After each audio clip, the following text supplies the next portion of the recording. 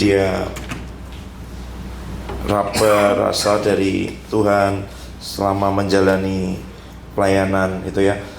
Mungkin beberapa kalian tidak ngerti kenapa dari proses sebagainya, tapi bukan itu. Tapi intinya seperti kalau kita baca Ibrani 11 itu beda-beda bentuknya ya. Karena iman Nuh membuat apa? Bahtera. Karena iman Abraham pergi dari kampung halamannya. Karena iman Henokh bikin apa? Nggak ada. Dia berjalan dengan Tuhan 360 ya? 360 atau 300 tahun? Ibrani 11 coba.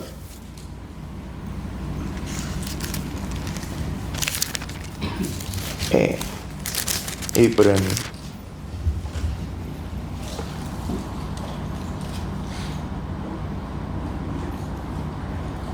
nggak ada, harus lihat di Kejadian. Kejadian 5 coba.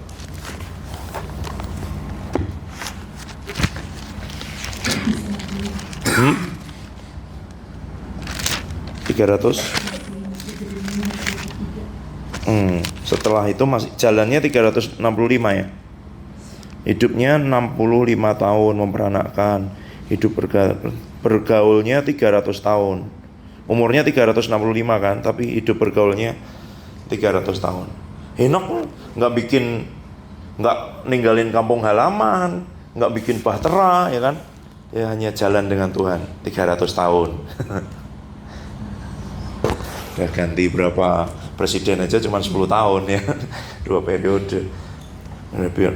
Masa candi-candi berubah sampai zaman ada wifi ya kan. Udah gantinya jauh banget.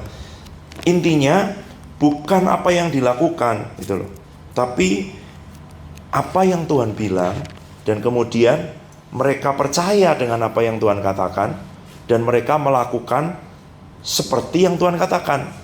Hidup kita itu jadi berat karena Tuhan belum ngomong, kita melakukan sendiri gitu loh.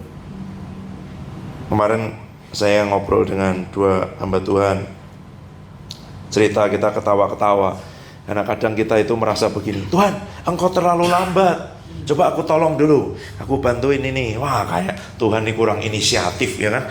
Itu kadang-kala kita begitu tanpa kita sadar gitu loh, karena kita jalan terlalu cepat gitu, atau kadang terlalu lambat gitu. Ya sederhana sebenarnya. Tuhan berbicara, kita percaya, melakukan karena kita percaya. Orang itu menjadi letih, menjadi lelah karena Tuhan tidak berbicara, dia melakukan sendiri gitu. Hatinya ini tetap percaya gitu. Tuhan tidak berbicara supaya saya mandi, itu mandi aja gitu. Alasan aja. Lucu banget kemarin cerita temu anak-anak Papua itu, ada satu yang minta pulang. Kenapa? Ini di sini mandi terlalu sering, kulit tipis katanya. Jadi dia minta pulang. Terus gimana? Yang kedua, saya bukan anak kecil, jadi tidak mau dibangun-bangunkan. Biar saya tidur sampai kapanpun saya bangun, itulah baru itu. Jadi 1 orang dari 60 minta pulang karena dia takut kulitnya tipis. Saya bilang, wah terlambat dia udah pulang. Kalau ketemu saya kasih tahu, mungkin kamu pindah ke Inggris gitu. Di sana mandinya juga jarang gitu. Itu salah, dia pindahnya ke Semarang masalahnya ya kan. Coba dia pindah ke Inggris, itu kadang terlalu cepat begitu dia pulang gitu. Mungkin Tuhan, apakah aku kurang pas di sini? Mungkin Inggris ya kan gitu. Tapi kan pulang sendiri dia gitu. Lucu banget itu. Nah, ketemu mereka. Nah, sebelum Kak Debbie share, adalah, tapi kalian ceritalah tadi apa yang dialami dengan Tuhan secara pribadi gitu ya, bagikan untuk jadi berkat buat kita semua. Kamu dapat sesuatu, Tuhan sentuh, Tuhan berbicara, lihat sesuatu ya boleh, rasakan, dapat firman, apapun ya, waktu tadi, tambah waktu Tuhan bilang rest gitu ya, tenang gitu. Itu yang saya dapat, karena seringkali kita itu terima panggilan Tuhan gitu loh. Marilah kepadaku yang letih lesu berbeban berat. Kita datang, serahkan beban. Terus kita pergi lagi masalahnya. Gitu. Itu kan lagu itu.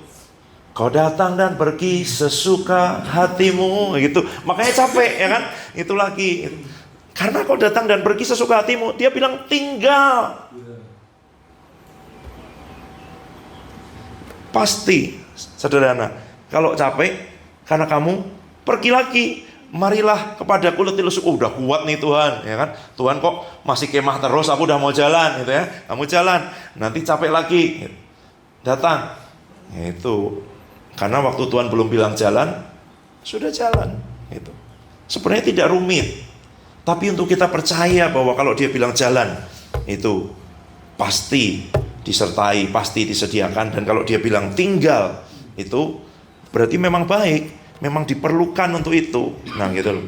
Saya kalau dia belum bilang pergi, kita jalan. Dia bilang tinggal, kita nggak mau. Ya gitu-gitu aja, gitu loh. Tapi memang untuk sampai di situ kita diingatkan terus. Firman ini loh. Oke, balik lagi, jangan ragu. Banyak yang setelah Tuhan ngomong gitu nggak berani datang. Gitu. Datang. Darah Yesus ya lebih besar daripada setiap apapun kesalahan pelanggaran.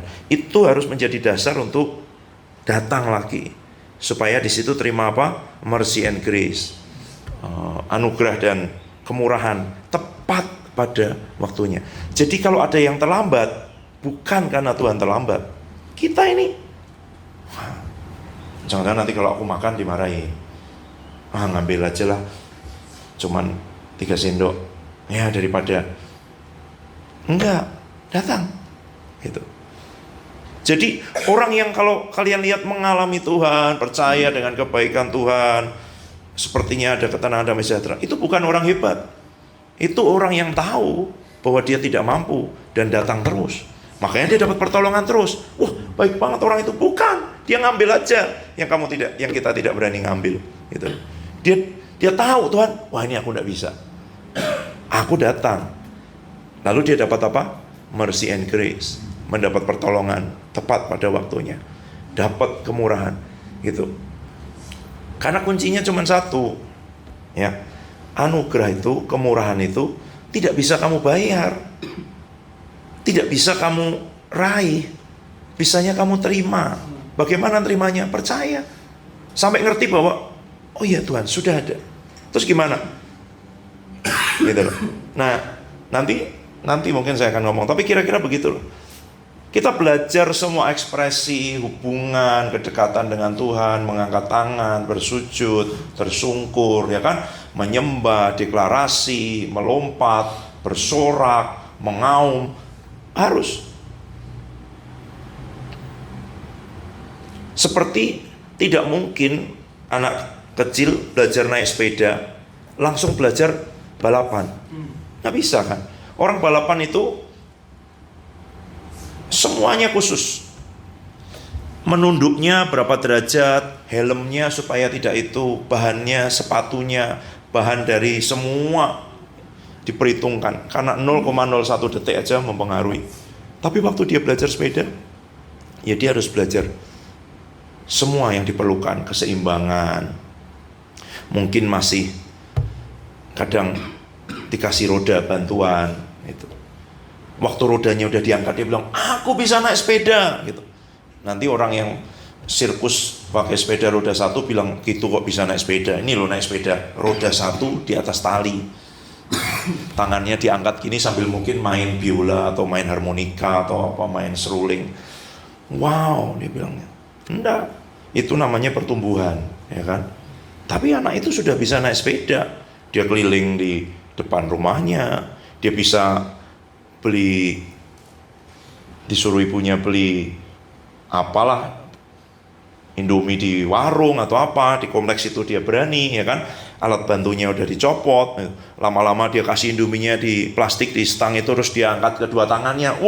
Jago banget, dia merasa aku ini orang paling hebat seluruh dunia. Tapi itu pertumbuhan gitu loh. Kita perlu belajar semuanya. Tapi kemudian nanti ya, penelitian katanya mengatakan bahwa orang yang menyupir mobil itu sebenarnya mengerjakan sesuatu yang sangat kompleks sekaligus. kakinya bekerja, ya kan, tangannya, matanya. Dia tidak hanya melihat ke depan loh. Pada saat yang sama sesekali dia harus melihat ke spion kanan kiri, lihat kendaraan di kanan kiri yang tidak terlihat spion, ya kan? Macam-macam refleksnya itu katanya seluruh tubuh. Tapi coba tanya orang yang sudah nyopir bertahun-tahun, mikir nggak? Enggak. Karena sudah jadi satu, gitu loh. Gitu. Nah, yang seperti itu waktu di awal memang kita semua harus berlatih. Kamu harus ngerti di hadapan Tuhan, sujud, menyembah, penuh hormat, itu ya. Cara kita bersikap dengan tubuh dan semuanya. Seperti ketika orang itu, kamu punya di sini pedang, kamu punya di sini pistol, kamu punya di sini tongkat, ya kan? Kamu punya di sini senapan. Masalahnya ketika kamu punya semua dan musuh datang menyerang, kamu pakai yang mana? Kalau tidak setiap hari kamu belajar pakai pistol, pakai pedang, dicabut, mana yang perlu? Kamu bisa punya semua, tapi kamu tidak bisa cara menggunakan. Karena tidak ada orang pegang pistol langsung kemudian kena jidatnya gitu. Melesetnya bisa sekian meter gitu. Ya paling enggak nakut-nakutin, ya kan? Iya kalau orangnya jauh, kalau orangnya dekat gitu. Dan kamu sudah ditodong pisau di leher, mau apa gitu. Apa yang bisa dilakukan situ? Apa yang dia latih setiap hari gitu. Itulah yang kemudian nanti akan mempengaruhi apa yang muncul seketika itu. Nah yang paling utama, saya ngomong nggak apa-apa ya, yang dilatih setiap hari itu ngomong sama Roh Kudus. Sehingga respon pertama, ya sepertinya ini hal dasar, tapi nanti hidup kita yang paling utama itu tanya sama Roh Kudus. Sehingga respon pertama ketika ada sesuatu baik maupun buruk, menyenangkan maupun tidak, kamu akan tanya Roh Kudus, harus apa? Harus apa? Ya. Nanti di area-area yang kamu hebat, kamu jago, ya itu biasanya paling sulit tanya Roh Kudus. Karena kamu merasa udah bisa. Misalnya, kamu hebat bikin rencana. Bikin rencana biasanya kamu tidak tanya Roh Kudus. Mau pikir sendiri, bikin rencana, kamu persiapkan, ternyata tidak jadi. Oh Tuhan, kenapa tidak jadi? Ya enggak apa-apa. Baru setelah tidak jadi, tanya Tuhan. Kadang, oh belum, masih begini tapi masih ada kemungkinan. Plan B, plan C, ya. Setelah mendekati Z, baru dia kemudian tanya sama Roh Kudus. Ya nggak apa-apa, itu pengalaman. Tapi kan sebenarnya lama, ya kan. Nanti lama-lama kamu percaya. Nah, tanya Roh Kudus saja. Sudah ada. Harus seperti apa? Itu nanti kamu bisa download, mengunduh sesuatu yang sudah Tuhan sediakan buat hidupmu dari surga dan dikasih tahu. Tapi kadang Tuhan ngasih taunya tidak langsung. Itu yang membuat orang harus namanya melangkah dengan iman. Gitu loh. Kadang kalau dia suruh kamu pergi melakukan sesuatu, bekerja, kuliah, dia tidak langsung kasih ini semua sampai 5 tahun gitu ya. Mungkin yang dia beri uang transportnya dulu. Mungkin yang dia beri apa? Tiketnya dulu. Mungkin yang Tuhan beri apa? Uang kosnya dulu, apapun lah gitu. Tapi ketika dia bilang ini nak, melangkahlah. Karena Tuhan yang berbicara. Dan kalau Tuhan berbicara, dia bisa diandalkan. Waktu Salomo menapiskan bait suci, dia berkata, ini loh bukti kalau mulutnya berbicara, tangannya mengerjakan. Buktinya apa? Orang-orang punya keahlian dikirim. Orang-orang dibuat bermurah hati untuk memberikan persembahan sampai di stop. Ini belum terjadi zaman sekarang. Ada kan mungkin di YouTube. Mohon tidak memberikan persembahan lagi kepada pelayanan kami, gitu ya. Gitu. Karena sudah berlimpah. Gitu. Tidak ada. Masih dikasih terus. Di zaman Daud di stop. Udah, tolong jangan ngasih persembahan lagi. Udah lebih ini. Oh gitu. Itu Tuhan. Karena Dia yang berbicara. Karena saya baru bertemu dengan, saya nggak bisa cerita semuanya. Tapi luar biasa lah. Yang mengalami bagaimana ketika Tuhan suruh beli ini, nggak ada uangnya Tuhan, ada itu. Tapi ini cuma cukup buat ini, nggak apa-apa. Karena Tuhan bicara ya. Setiap bulan ada uangnya membayar 1 tahun pas, dan setiap bulan uangnya datang tepat untuk membayar. Setelah 1 tahun berhenti. Siapa orang itu? Dia bilang saya juga tidak tahu sampai sekarang. Yang satu lagi disuruh membeli gedung bangunan besar harganya, itu ya, miliar. Ada orang menabur, ada orang memberi terus. Sampai kapan? Sampai jumlah untuk membayar itu. Kok bisa tahu? Kan orang ini nggak saling kenal. Si ini ngirim, ada dari luar negeri, ada dari ini. Sampai jumlah itu tepat. Berhenti. Itu bukan gini loh. Wah, gedung ini bagus. Aku kepengen kalau aku tinggal di situ pelayanan bisa berkembang. Itu mau sendiri. Terus dia berdoa ngotot-ngotot ngimani perkatakan. Nah, itu tuh biasanya munculnya gini loh. Tuhan, ini kontrak berapa tahun lagi? Beli. Nggak ada uangnya Tuhan, buat kontrak aja ngepas. Beli. Wah Tuhan, tapi uangnya itu beli. Terus dia memilih untuk percaya. Kalau engkau bilang beli Tuhan, aku belum bisa percaya. Karena uang kita cuma bisa untuk ngontrak gitu. Beli. Nah gitu biasanya gitu loh. Gitu. Bukan yang gagah banget kita beli itu. Wah, biasanya itu aku, ya kan, bukan Tuhan. Kalau Tuhan biasanya hati kita gentar. Itu levelnya Tuhan. Tapi belajar untuk percaya. Kalau itu engkau Tuhan, aku mau. Itu, ya. Kayak gitu. Disuruh melangkah pergi pelayanan kemana-kemana. Tuhan, jangan New York Tuhan, Jogja aja Tuhan. Nah itu kamu, ya kan. Itu.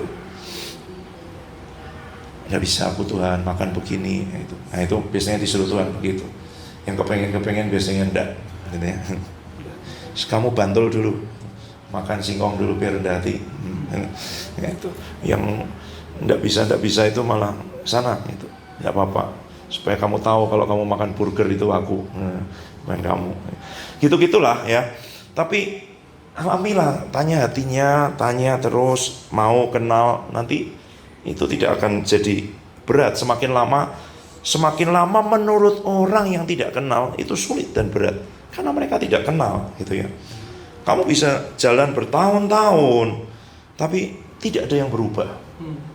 Kalau kamu mau perhatikan apa yang terjadi dengan hidupnya Yusuf ya. Ini beberapa saya bagikan kemarin. Ngobrol dengan beberapa orang yang mengalami Tuhan itu menyegarkan. Mami tidak ikut ngobrol.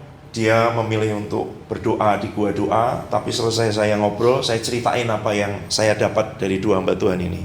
Dan mereka bilang, aku dengar ceritamu aja bisa bersuka cita, bisa merasa disegarkan gitu. Karena yang diceritakan adalah sesuatu yang dari Tuhan. Ada yang besar, yang wow, tapi dari manusia.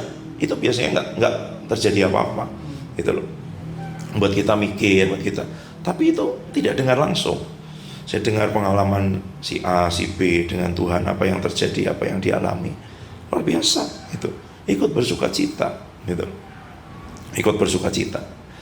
Tadi mau ngomong apa?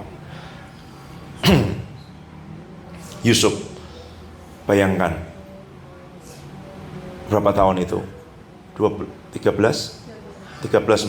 tahun, sekitar 13 tahun ya. Saudara saya tidak berjumpa 13 tahun. 13 tahun kemudian waktu mereka ketemu, mereka tidak kenal loh. Ini adik kita. Masa sih? Berarti apa? Ada perubahan dalam kehidupan Yusuf, ya kan? Jelas satu, dia pakai jubah sekarang. Waktu mereka terakhir ketemu dia, jubahnya diambil, ya kan? Kamu tukang mimpi, masukin sumur, telanjang loh itu. Nanti di Mazmur ada itu. Lehernya diikat dengan belenggu besi, tangannya juga dia berteriak gitu, penuh ketakutan, penuh itu semua. Apakah dia langsung berkata begini, oh terima kasih Tuhan, Engkau baik memakai saudaraku? Tidaklah itu. Pasti ada pertanyaan-pertanyaan, pasti ada teriakan-teriakan. Kok begini Tuhan? Katanya berkasku akan disembah oleh berkas yang lain. Katanya bahkan bulan bintang pun akan menyembah bintangku. Bapakku nangkep Tuhan, dia kasih yang profetik, jubah dengan beraneka warna ini. Tetapi saudaraku kenapa tidak bisa mengerti? Kok sekarang telanjang? Kok sekarang dibelenggu rantai? Kok sekarang dijual jadi budak Tuhan? Itu. Lalu mulai ada sukacita di hatinya. Wah, ternyata ya kan, apa yang dikatakan firman, memang dia dijual ke Mesir, memang dia jadi budak, dibeli oleh Potifar, ya kan, diberi kepercayaan. Tetapi Tuhan membuat berhasil semua yang dikerjakan Yusuf. Dia mulai lihat, wow, ternyata ya manusia bisa membuang aku, saudaraku bisa mencelakakan aku, tapi kalau Tuhan yang punya rencana, aku bisa jadi orang kepercayaan, pengawal raja. Ya kan? Potifar itu komandan pas pampres. Bisa, beneran. Komandan pengawal raja. Orang nomor 2, asisten pribadinya. Semua yang mengurusi rumah tangganya, Potifar, diberi kepercayaan. Saya tidak tahu berapa tahun. Ya mungkin bisa 10 tahunan kan, karena dia ada di penjara kemudian dilupakan sekitar 2 tahun. Saya tidak tahu. Tiba-tiba difitnah, tiba-tiba masuk penjara lagi. Apakah langsung dia berkata, terima kasih Tuhan, Engkau memakai istri Potifar untuk memasukkan? Ya belum lah gitu. Tuhan kok barusan naik kok turun lagi, sekarang difitnah, sekarang di dalam penjara. Ingat satu kata ini, tetapi Tuhan menyertai Yusuf. Dapat kepercayaan lagi di situ, ya kan? Ketemu orang-orang penting, karena yang di penjara oleh pengawal raja adalah orang-orang penting, orang-orang yang ada di lingkaran raja. Tapi kemudian dia menolong ya mereka. Kemudian apa yang terjadi? Dilupakan sekitar 2 tahun. Muncul nggak di hatinya, oh sudah tak tolong, sudah bisa bebas, gini-gini kok lupa dan itu semua. Ya. Terus bebas, dapat promosi, jubahnya diganti, menafsirkan mimpi. Apa yang terjadi? Jadi orang nomor 2 di Mesir, mengatur, mengelola semuanya. Sampai saudara-saudaranya datang, dan dia tahu apa yang mereka lakukan dulu terhadap dia. Dia mengenali mereka. Kenapa? 13 tahun mereka tidak berubah. Tapi 13 tahun dia dibentuk Tuhan sedemikian rupa, ya kan? Sekarang bisa bahasa Mesir. Sekarang pakai jubah, betul, bukan hanya yang profetik, gitu ya. Jubah kerajaan, dia pasti orang nomor 2 di kerajaan. Cara ngomongnya berubah, bahasanya berubah, kemampuannya berubah. Dia punya loh, namanya roh hikmat dan wahyu itu, menafsirkan mimpi. Pasti berbeda. Dan anehnya, ini saudara kandungnya tidak mengenali itu. Tapi kalau kamu ngalami Tuhan berubah, kamu pulang ketemu orang yang ketemu kamu bilang, wah ini bukan Pemas ini. Pemas tidak seperti itu. Itu ya, bukan. Dari mana? Kamu tidak mengubah dirimu. Kamu bergaul dengan dia yang ada di dalam dirimu. Itu loh. Apa-apa ngomong dengan dia, Roh Kudus, ini aku belum bisa nih, yang kayak gini nih aku masih kalah terus nih. Harus gimana Roh Kudus? Aku dong. Oh iya, oke. Gimana tuh? Aku hikmatmu, aku kemampuanmu, aku solusimu, jalan keluarmu. Oke, terus alami. Wah, tiba-tiba dia jadi orang paling berhikmat. Jadi ngerti, bisa memberi nasihat kepada orang, bisa memberi solusi. Itu terjadi. Kelemahan-kelemahan apapun sama sebenarnya. Pokoknya ketika ada hal yang kita jadi capek, letih, ya kan, berbeban berat, cuman satu aja, karena kita kerjakan pakai kekuatan sendiri. Orang-orang muda itu ya menjadi letih, bisa capek. Padahal orang muda kekuatannya adalah fisik, ya kan. Kalau kita lihat yang di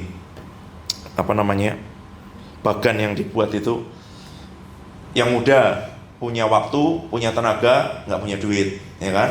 Yang mulai bekerja punya tenaga berkurang, waktu berkurang, duit mulai lebih. Nanti yang usianya lebih lanjut, tenaga kurang, waktu banyak, duit banyak. Nah ini gitu kan. Orang muda yang diandalkan apa? Yang diinvestasikan waktu dan tenaga. Tapi dia pun bisa jadi letih, tetap ada batasnya, meskipun tenaganya besar. Dibandingkan dengan orang yang menanti-nantikan Tuhan, itu sebenarnya bergaul. Dia ya tetap mengerjakan sesuatu, apa yang dia lakukan ketika masa mengerjakan, tapi di hati terus bertanya, Tuhan, harus bagaimana? Roh Kudus, Engkau maunya gimana? Tuhan, gimana? Engkau sukanya apa? Roh Kudus, ajari aku. Roh Kudus, Engkau Tuhan, Engkau. Terus ngomong aja di hati terus. Sehingga satu kali kau ngalami sesuatu yang muncul adalah Roh Kudus. Ini harus bagaimana? Terus kamu kaget. Loh, aku sekarang bisa tanya Roh Kudus tanpa diinget-inget, tanpa mikir. Gitu. Pertama kamu ingetin, kamu belum tanya Roh Kudus. Ya, tanya Roh Kudus. Ya. Lama-lama karena kamu tanya. Gitu. Oh, kok aku begitu? Gitu. Ya kan? Itu. Nanti akan berbeda. Gitu. Karena semua yang dari kekuatan manusia ada batasnya. Kamu tahan. Saya sering ngomong, ya kemungkinannya dua. Nanti akan sampai ke tubuh fisik, jadi penyakit. Atau di jiwa, ya jadi stres, jadi depresi, jadi itu semua. Karena kamu tahan sesuatu yang tidak harus kamu tahan sendiri. Yang harusnya kamu ngomong, kan ditawari terus. Mari kepadaku yang letih lesu berbeban berat. Kamu pikir kamu cuma datang ketika letih lesu berbeban berat? Bukan. Setelah bebanmu kamu taruh, tinggal di situ. Supaya tidak kamu pikul lagi. Nah kamu pergi. Waktu kamu pergi, kamu mikul lagi. Terus kamu datang lagi. Karena tawaran ini untuk yang letih lesu berbeban berat. Tapi jangan pergi harusnya. Kan kamu sekarang pikulah kuk yang kupasang. Kamu jadi satu kuk dengan Tuhan, satu pasangan dengan Tuhan. Tidak bisa pergi sendiri, nggak bisa lari sendiri. Dan dia bilang apa? Kuk yang kupasang itu enak, bebanku pun ringan. Gitu. Ada kuknya nggak? Ada.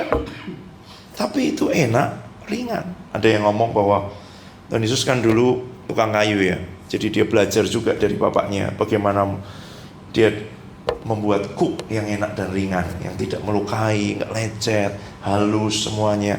Tapi intinya yang ditawarkan Tuhan ambil. Yang Tuhan bilang aku pasangi enak. Kalau dia pasangi tidak untuk mengekang, dia pasangi itu untuk meringankan beban. Karena kalau tidak dipasangi kuk dari Tuhan, pasti kita memikul yang harusnya tidak kita pikul. Ya. Ada yang bilang manusia diciptakan untuk menyembah. Jadi kalau kita tidak menyembah Tuhan, pasti kita menyembah yang lain. Uang lah, kekuasaan lah, apalah, ya, itu. Karena kita diciptakan untuk menyembah, itu. Bergantung kepada sesuatu yang lebih besar, lebih tinggi dari kita. Orang bilang saya mau independen, aku mau ini sendiri bebas. Tidak. Sebenarnya dia terikat, itu. Tapi tidak sadar aja bahwa dia terikat. Dia tidak bebas karena dia tidak bisa berhenti kapanpun dan mulai kapanpun, ya kan? Orang mau pakai narkoba bilang, oh saya kan mau bebas, gitu. Oke, coba berhenti nanti sore. Oh yo, saya kan suka loh. Kalau kamu bebas tuh kamu bisa berhenti. Tapi kan nggak bisa. Berarti kamu terikat, tidak bebas. Apa kayak aku mau judi? Kan aku bebas. Iya, bisa nggak berhenti? Nggak bisa. Mau kalah, mau menang, tetap judi terus. Itu terikat, itu loh. Semua sama. Itu. Uang juga begitu. Itu. Pokoknya kalau makanya caranya tidak bisa membebaskan diri sendiri. Kamu beralih dari hamba dosa jadi hamba Kristus. Itu kata firman. Karena dia membeli supaya kamu, Tuhan, pasangkan kukmu, ya, jadikan aku hamba Kristus, hamba kebenaran. Kristus Tuhanku. Itu caranya, gitu. Enak. Apa yang membuat kita berat? Karena kita belum percaya. Itu ya, belum percaya. Oke, kesaksian dulu saya dulu. Nanti kan sebelum Kak Debbie. Coba siapa?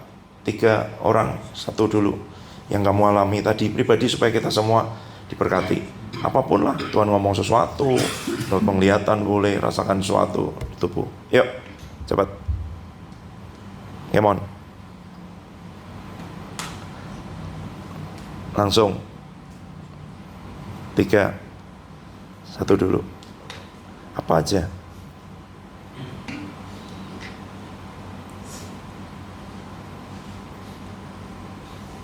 Ya.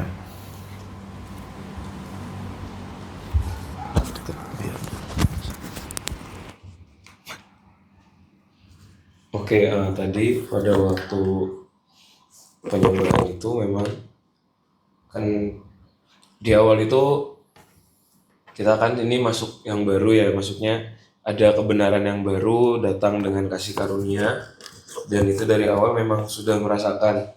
Saya lihat Tuhan memberi bunga warna merah buat setiap kita.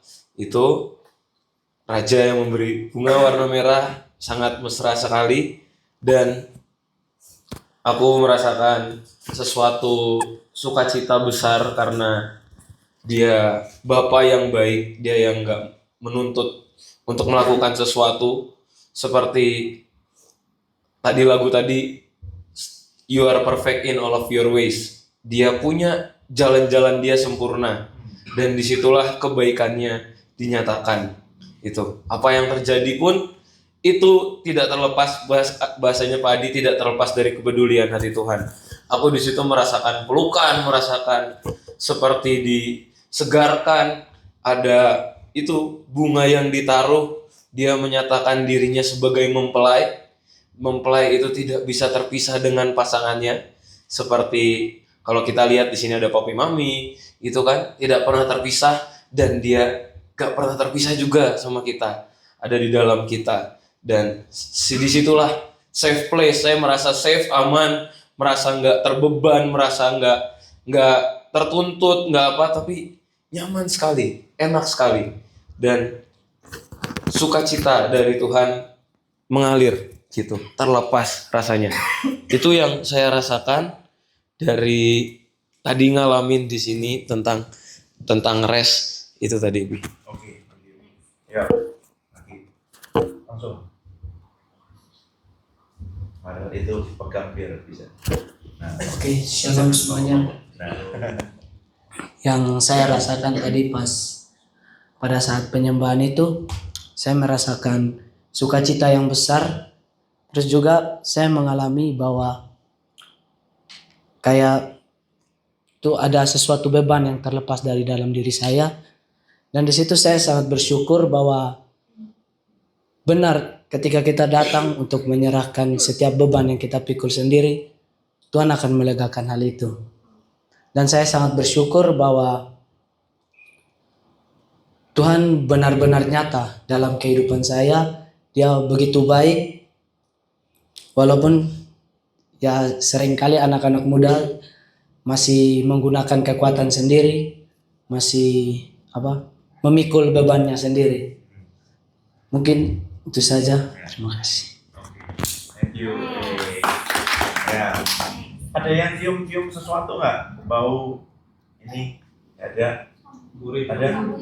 Ya.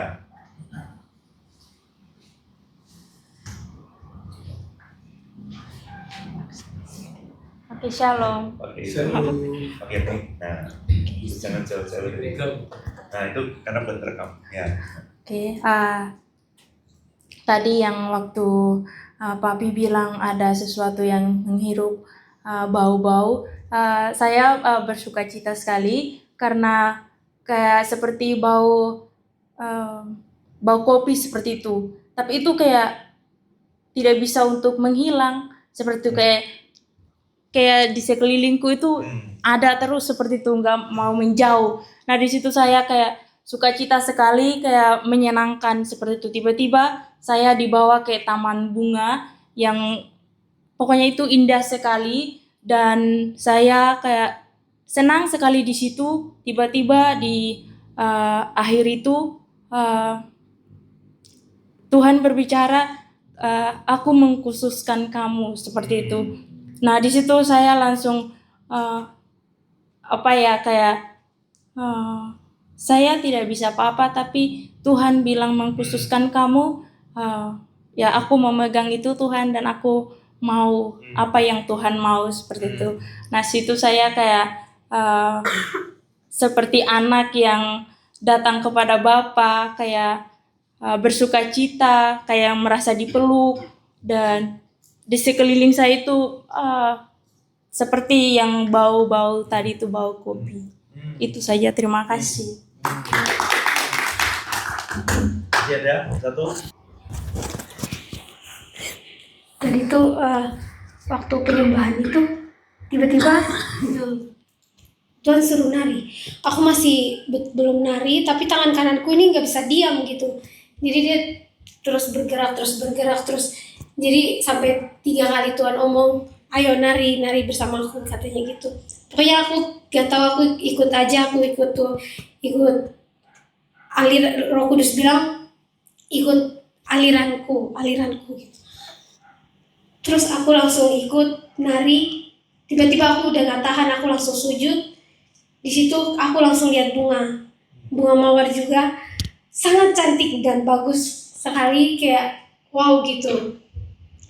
Terus di situ waktu papi habis doain, habis jamaah aku seperti tenggelam, seperti tiba-tiba aku ditutupi air, tiba-tiba aku masuk ke dalam gitu, kayak sangat dalam. Aku nggak tahu itu aku dibawa Tuhan sampai ke dalam dasar gitu.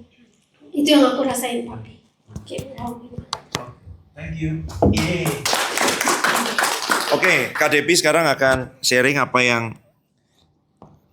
yang dia tangkap dari Tuhan, perjalanan mungkin khususnya 1 tahun terakhir, tapi juga kalau mau lihat seluruhnya apa yang Tuhan kasih, karena dia yang mengerjakan gitu ya, banyak hal, maksudnya ya mengerjakan apa pergumulannya gitu, belajar untuk percaya, seperti yang saya bilang tadi di Ibrani 11, mengerjakan apa yang Tuhan bicara gitu. Itu sih kira-kira, Adebi, ya silakan. Pakai mic boleh nggak? Nih, pakai ini.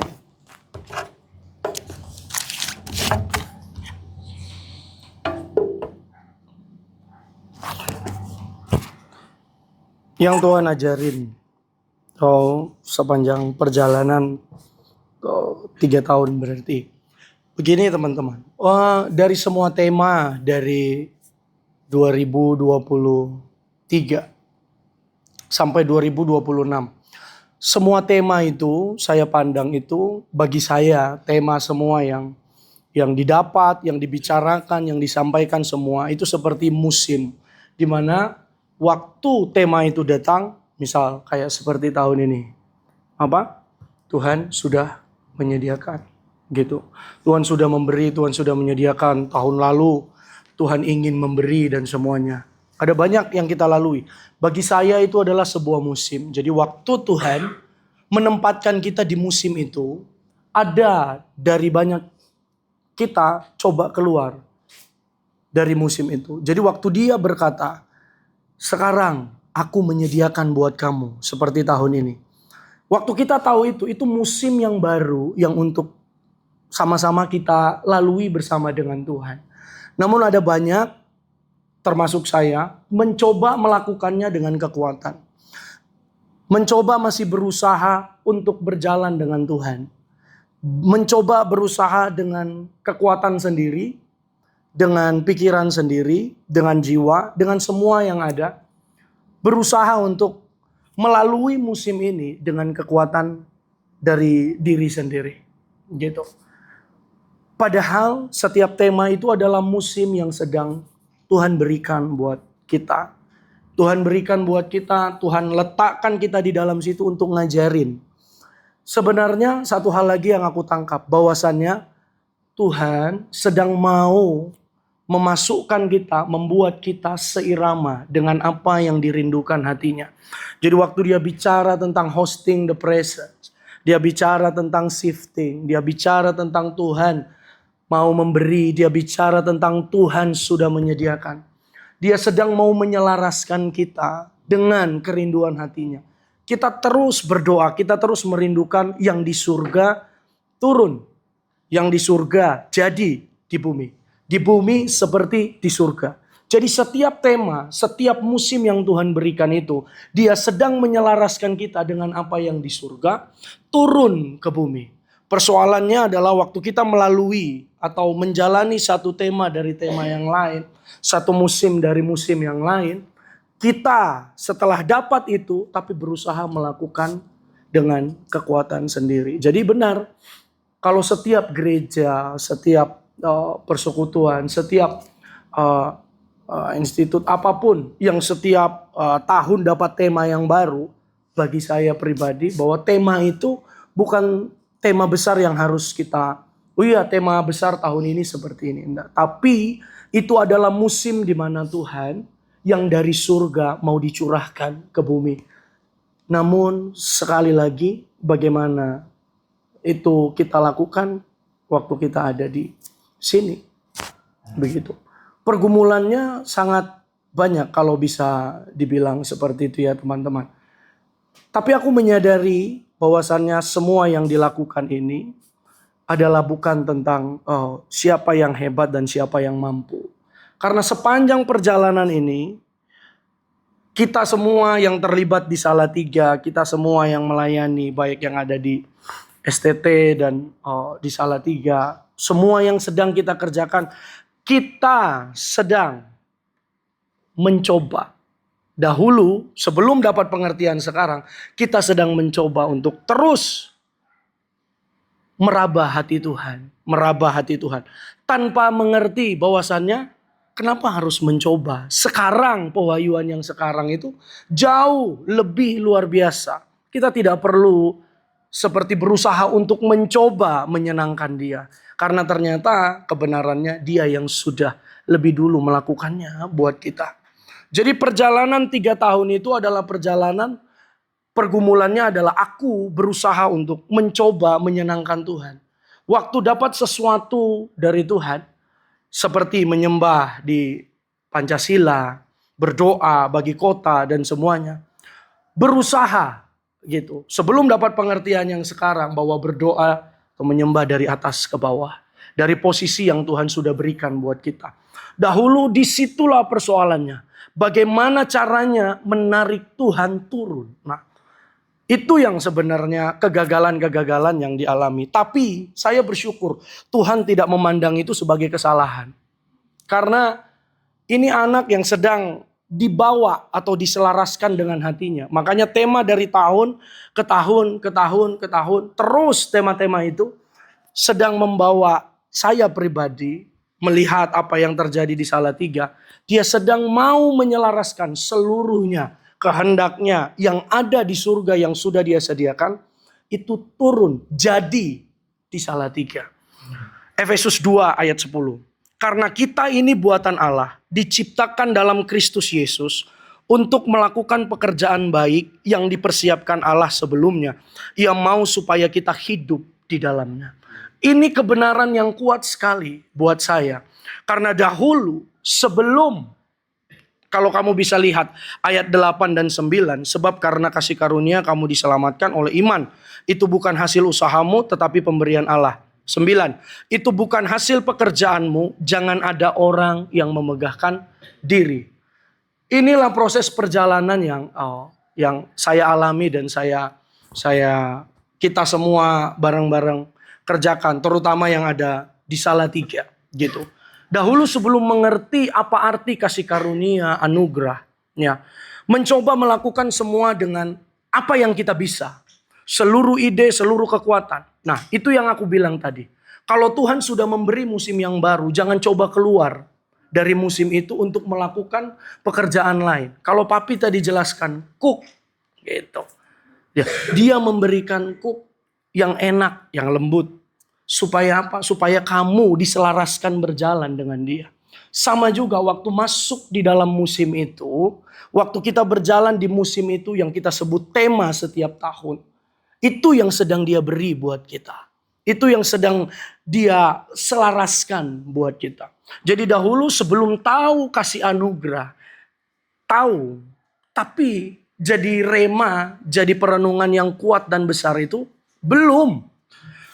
Kalau kamu melihat teman-teman, seluruh yang Tuhan sudah sediakan pewahyuan roh, kamu baca Alkitab.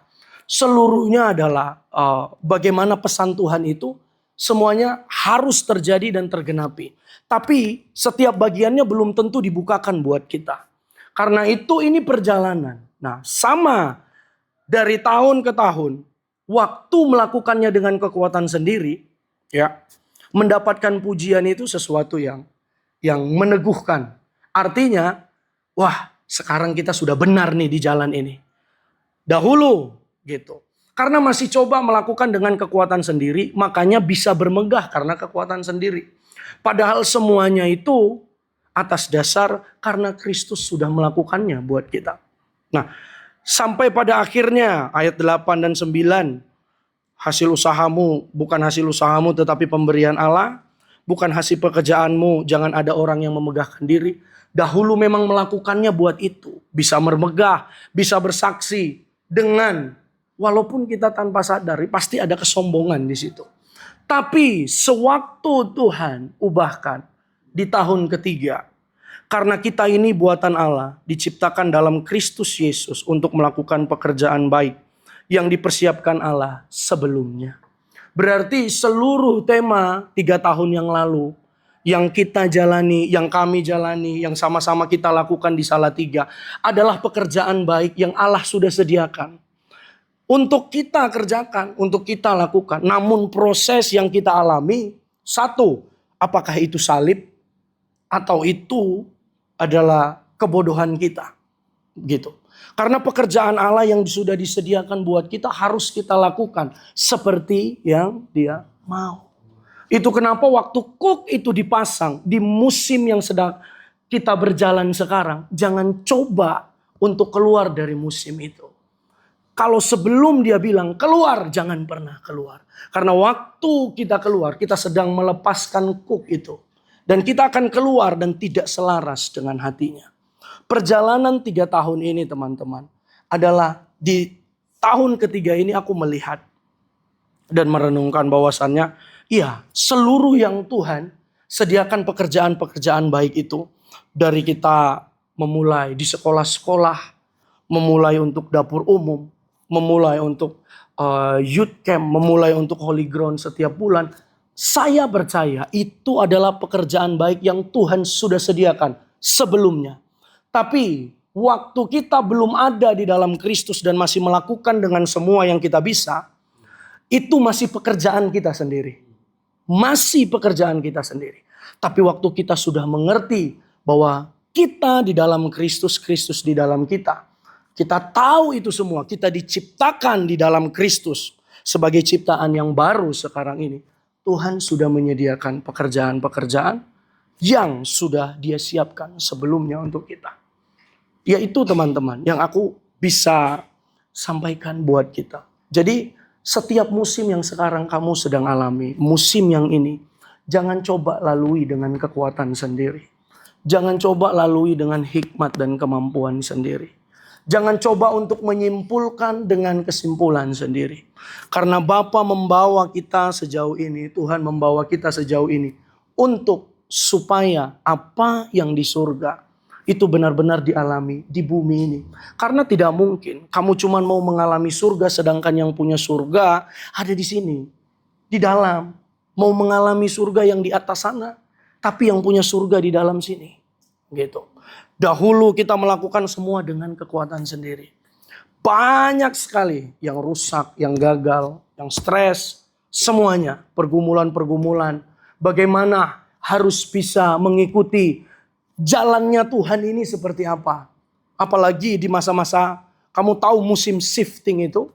Shifting itu adalah masa-masa yang cukup menantang dan Tuhan. Karena belum mengerti bagaimana cara jalannya Tuhan. Belum mengerti bagaimana cara Tuhan melangkah ini bagaimana. Di masa-masa shifting itu. Gitu. Tapi pelan-pelan. Karena yang Papi bilang tadi. Ini intinya cuma satu. Kamu bergaul dengan Roh Kudus. Supaya kukmu itu enak dan tidak menyakitkan buat kamu. Roh Kuduslah penolong. Sampai di tahun ini, saya bersyukur anugerah Tuhan. Kita diberi satu hal, pengertian dan pewahyuan roh yang kuat. Kristus di dalam kita di dalam Kristus, posisi kita sempurna di dalam kerajaan sorga sekarang. Dan kita diberi kuasa, otoritas sebagai anak-anak Allah. Kamu lihat. Diberi otoritas, kuasa dan pengurapan semuanya. Tidak menjadikan Roh Kudus cuma jadi penghibur. Tapi kuasa dan otoritas yang kita miliki pun. Roh Kudus tetap disebut penolong. Karena apa? Tanpa Roh Kudus tidak bisa nih. Punya kuasa, tidak bisa punya otoritas. Karena dia tetap disebut penolong. Walaupun kamu sudah punya otoritas, kamu sudah punya kuasa. Dia tidak berubah, namanya tidak berubah. Pribadinya tidak berubah, dia tetap penolong. Nah, coba kamu lihat, sebelum kita dapat pewahyuan roh yang seperti ini, tahun-tahun sebelumnya, apa yang kita lakukan? Kita bertanya sama Roh Kudus, lalu kita mengeksekusi dengan cara sendiri. Biasanya di situ banyak hal yang membuat hati kita tidak tenang. Hati kita ragu, penuh ketakutan. Ombang-ambing, aduh, pokoknya chaos. Hati dan pikiran tidak sejalan. Bisa menyembah tapi tidak bisa mengerti. Kenapa begini Tuhan? Berbulan-bulan dialami sampai seperti itu. Tapi sekali lagi, waktu aku berdoa dan melihat, Tuhan, ya ini adalah perjalanan musim-musim yang Tuhan berikan. Supaya ia menyelaraskan kehendaknya yang di sorga. Jadi di bumi. Di bumi lebih khusus lagi. Jadi di dalam hidup kita. Ini tidak terlepas dari perannya kamu, perannya kita untuk rela teman-teman. Untuk kita benar-benar rela dan meletakkan semuanya. Karena kalau masih aku dan kehidupanku yang keluar, kehidupan Kristus yang di dalam tidak bisa memenuhi kita dalam segala sesuatu. Inilah, di musim ketiga inilah, di tahun yang ketiga inilah, semua kebenaran tentang itu disingkapkan. Apakah tidak ada pewahyuan roh nanti di tahun yang keempat? Pasti ada, tapi itu akan membuat kuk yang dipasangkan di kamu tidak akan terlihat sangat berat. Tidak akan membuat kamu makin susah. Tidak. Karena sekalipun kamu sudah punya kuasa dan otoritas, Roh Kudus itu jauh lebih nyata. Dia penolong buat kamu. Sehingga waktu kita melangkah dari musim ke musim. Itu dia. Dari musim ke musim kita melangkah. Dia menyatakan dirinya. Dia menyatakan kehadirannya. Coba kalau kita kembali lagi ke belakang. Bagaimana waktu kita hosting the presence. Di setiap tempat, dimanapun, kita berusaha menghadirkan kerajaan Allah itu. Di kafe-kafe, ulang tahunnya Angel. Dimanapun, di ujian skripsinya Kak Glo. Dimanapun, di sekolah-sekolah, ambil gitar, nyembah Tuhan. Kenapa? Itu bentuk bahwa iya Tuhan, hosting the presence. Dimanapun kami berada, harus menjamu kehadiran Tuhan. Namun dari sisi manusia itu masih dengan kekuatan, dengan jiwa. Berusaha. Gitu. Tapi semakin kesini di tahun ketiga ini.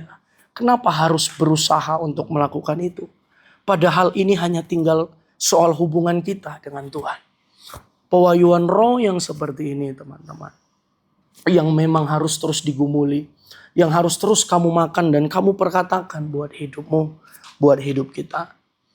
Supaya musim yang akan kita lalui ini tidak berjalan tanpa kita mengalami Tuhan. Harus mengalami Tuhan. Jangan biarkan ini cuma tema tahunan. 3 tahun yang kita lewati ini tanpa mengalami apa-apa, tidak mungkin. Pasti ada banyak. Dan bagaimana Tuhan mengubahkan sekolah-sekolah.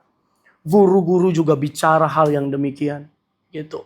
Sampai ya ada pesan yang cukup kuat. Jangan pernah jadi guru. Jangan jadi guru. Karena waktu kamu jadi guru di satu sekolah, kamu akan terikat dan kamu tidak bisa pergi ke tempat yang lain.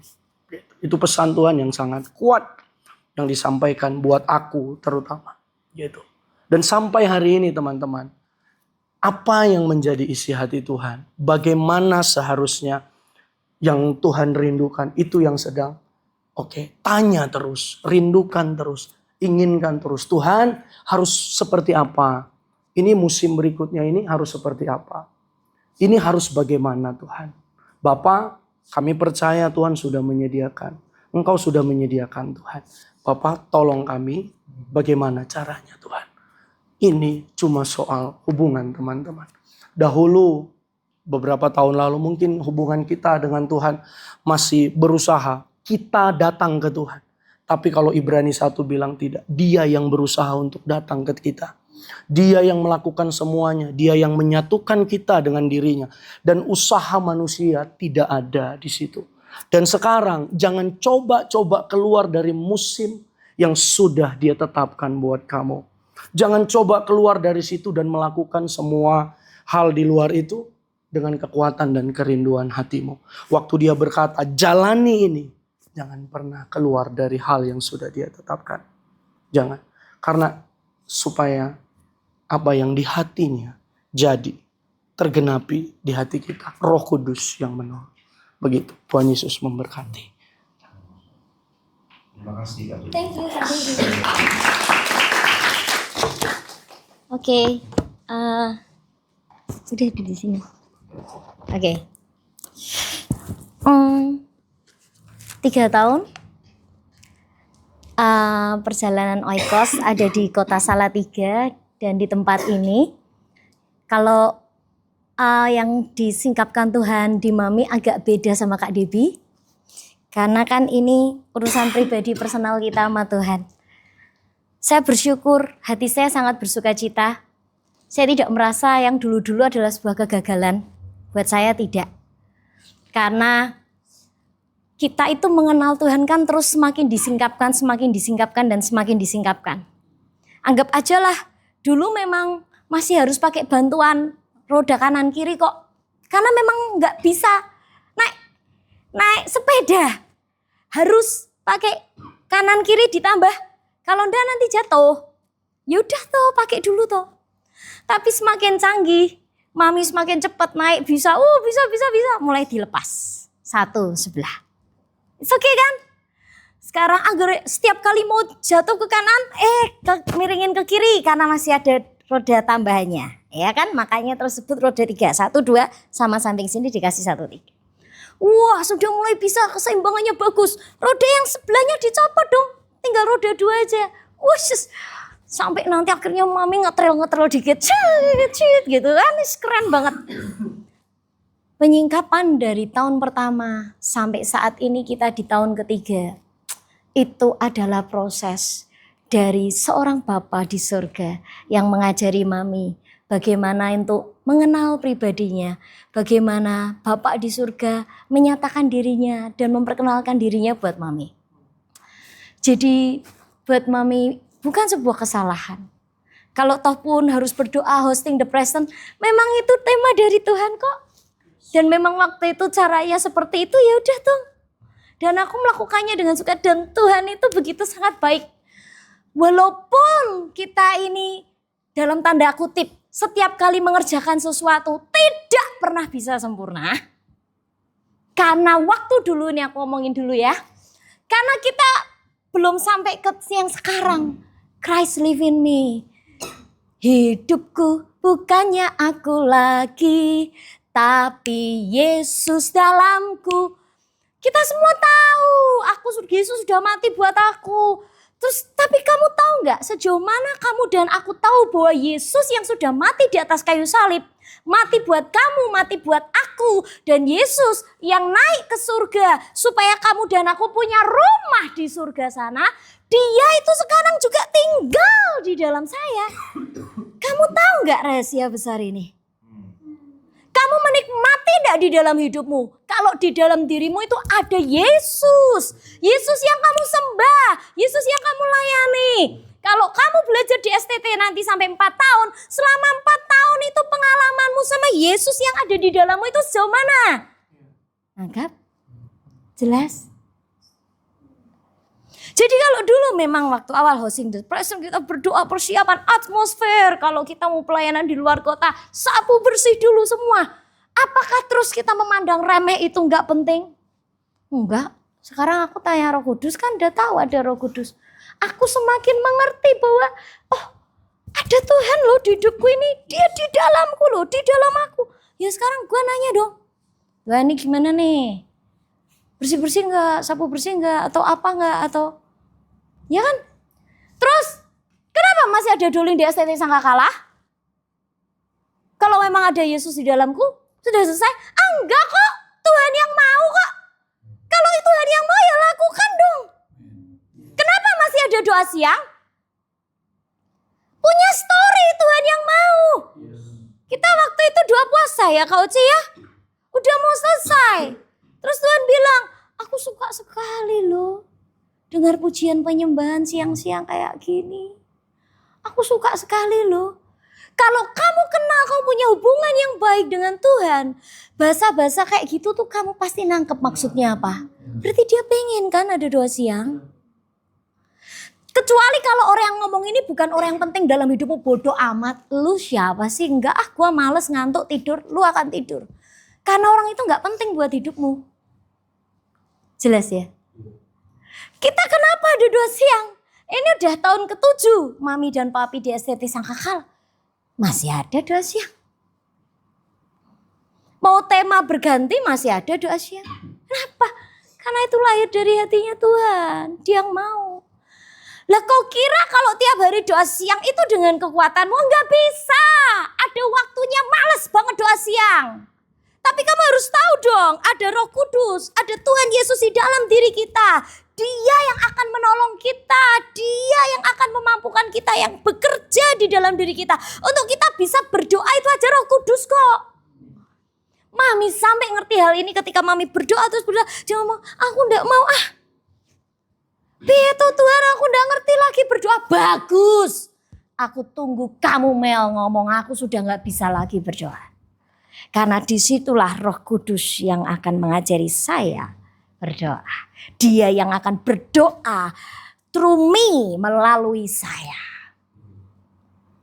Sesungguhnya kalau kau mau tahu, engkau dan aku ini hanyalah pengeras suara, loudspeaker. Suaranya ini yang ngomong, Tuhan Yesus yang ada di dalammu. Sesungguhnya engkau dan aku ini hanyalah sebuah sarung tangan. Boleh dari emas, boleh dari perak, boleh dari karet, boleh dari kain wol, boleh. Tapi sesungguhnya kita hanya kain sarung tangan. Tapi tangannya yang menggerakkan sarung tangan itu adalah Tuhan yang ada masuk di dalam sarung tangan itu. Sama seperti itu juga dengan hidupmu dan hidupku. Sesungguhnya kita ini sudah mati. Hidupku bukannya aku lagi, tapi Yesus dalamku. Hidupku bukannya aku lagi, tapi Yesus dalamku. Yesus hidup. Mana? Yesus hidup dalamku. Harusnya temanmu tahu, dunia tahu, lihat kau lihat Yesus. Sampai satu kali Kolose pasal pertama ayat yang ke-29. Buka sama-sama. Baca dengan bersuara. Kolose pasal 2 ayat yang ke-29.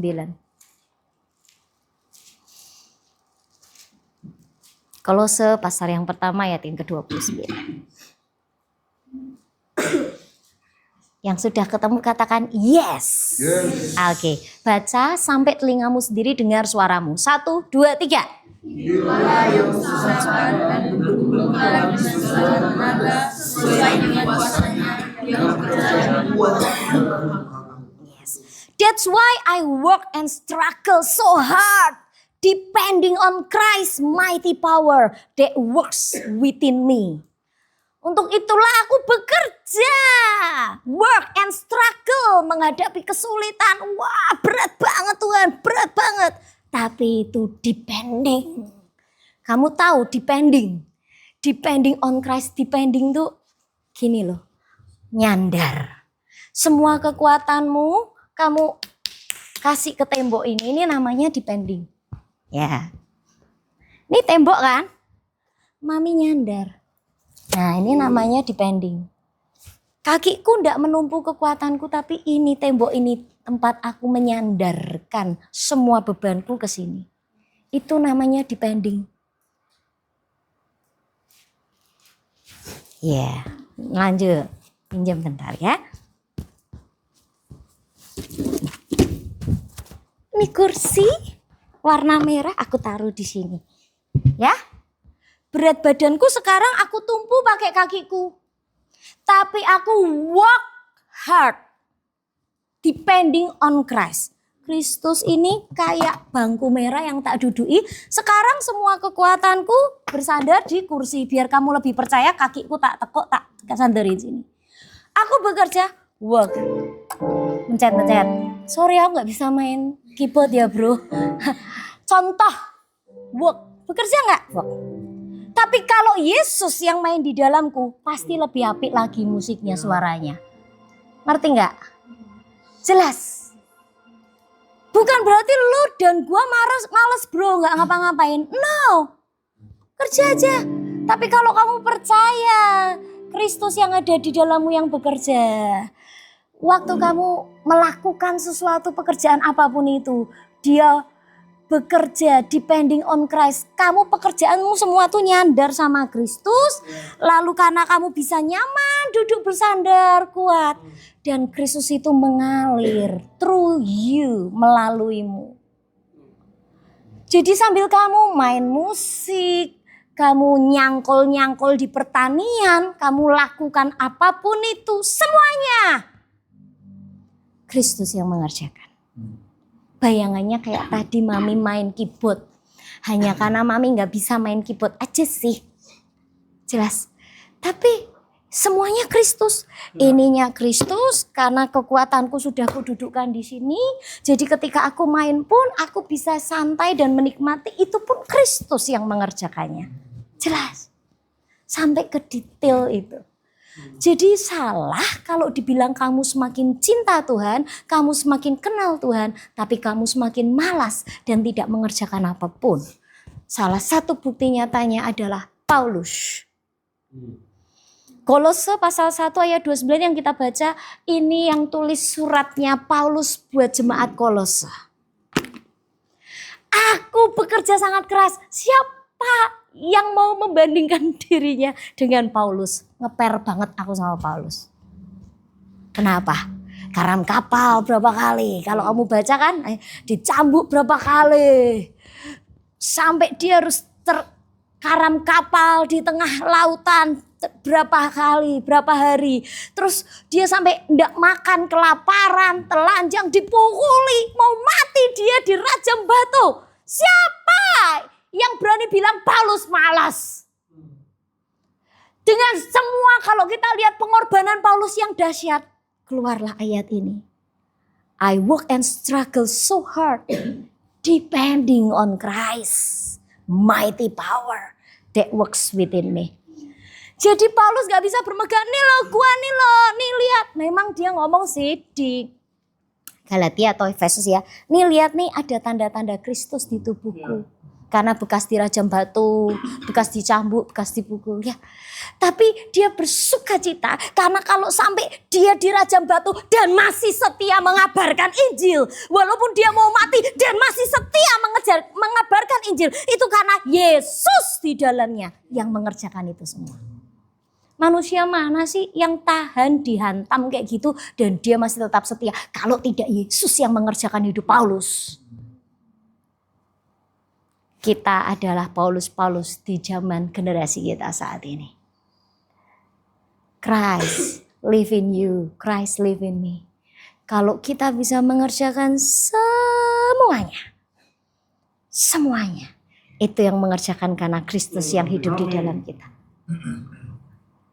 Tinggal sekarang tanya aja tuh, baca Alkitab banyak-banyak supaya kita semakin disingkapkan dan semakin kenal siapa Tuhan kita. Setelah itu tanya dong, Roh Kudus gimana? Nanti Roh Kudus bilang, oke, doling dulu. Dolingnya apa Roh Kudus gimana? Tanya lagi Mazmur 91. Ngomong aja dong Mazmur 91. Apalagi Roh Kudus ininya? Perkatakan, deklarasi. Ya udah dong deklarasi tuh. Ngomong. Kan enak. Ingat loh, Tuhan itu memperlengkapi kita juga loh.